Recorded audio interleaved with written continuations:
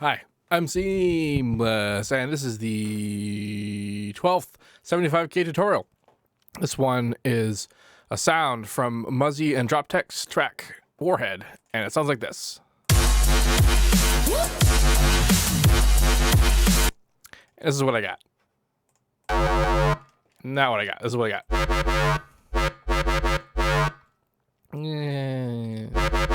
Something like that, yeah. Anyway, this sound is Ann Harmer. It's in the patcher because I thought I would actually need to be doing more things. I didn't quite super nail it, and I don't really know how they did it, to be totally honest, but because the way that I did it involves some very Harmer specific things. But in this, it is essentially a square wave thing with just some modulation on it. But like how we get the tone out of that is obviously quite key. So in the beginning, I put on some unison. I'm using the uniform mode, but that didn't really matter much. I just did that because I decided I needed to. But what did matter is this shape right here. This is actually causing a lot of the tone the way that's happening at the moment. And what this window is the harmonic unison pitch window. This changes how much unison is being applied to what harmonic. This is a per harmonic window. The harmonics are represented in octaves. Each of these poles represents one octave's worth of harmonics. So the last octave has a lot of harmonics in it because each octave has twice as many harmonics in it as the one before. But like this graph, like the line here in the middle will represent even distribution for all 6 unison voices, so the pitch is being spread across all of them. But as I go down like this is saying that the higher harmonics have less unison. This would be as if I brought this parameter all the way down, but only for those harmonics. This is one of the things that I like the most about Harmer, because it allows you to do essentially what is 516 frequency splits and to have a different unison value for every individual harmonic. Changing this and also changing any of these values dramatically changes how the modulation sounds.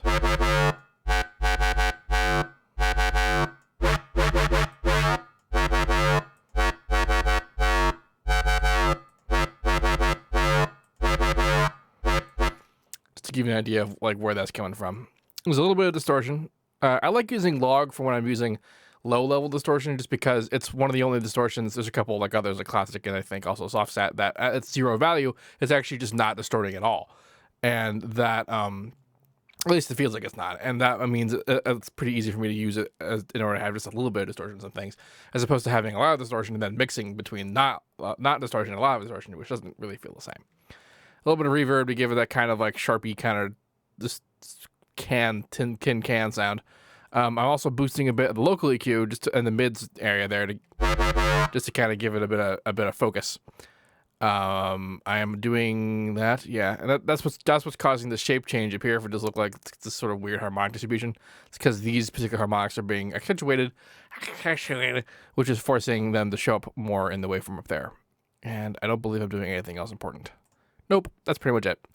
Oh yeah, I am modulating 2 things. There's this filter. It's a bandpass filter, but the width is all the way up, which is essentially saying that it's almost barely moving at all. But there's a little bit of weight to going from bottom to top on the modulation that I've used. And the other modulation I'm doing is volume. And because the bandpass, I'm modulating that. I mean, what I should have done is I should have macroed them to the X value. But what this is that I automated the filter and then I automated the X to get the automated volume. And because if this individual is in the middle, I put the maximum level of volume in the middle so that this would go all the way up when it did. And it's in the middle, even though this goes all the way up, because this guy's maximum value can't come down. And this wasn't really a wonderful organization on my part. There's a lot of smarter ways I could handle this, but this is how I happen to handle it. Smarter plan would be to macro the bandpass and the volume, both the mod X, and then make the changes necessary so that the whole modulation equals what one whole movement of either parameter, which you can do just fine. Anyway, that's pretty much this. This Harmer patch will be available for download in the description of this video. If you'd like to make a request yourself, please do so in the Reddit thread that's linked in the description of this video. Requests made anywhere else will be ignored. If you have any questions about this, please let me know. Don't forget to like, comment, subscribe, and all that fun stuff. And as usual, have a nice day.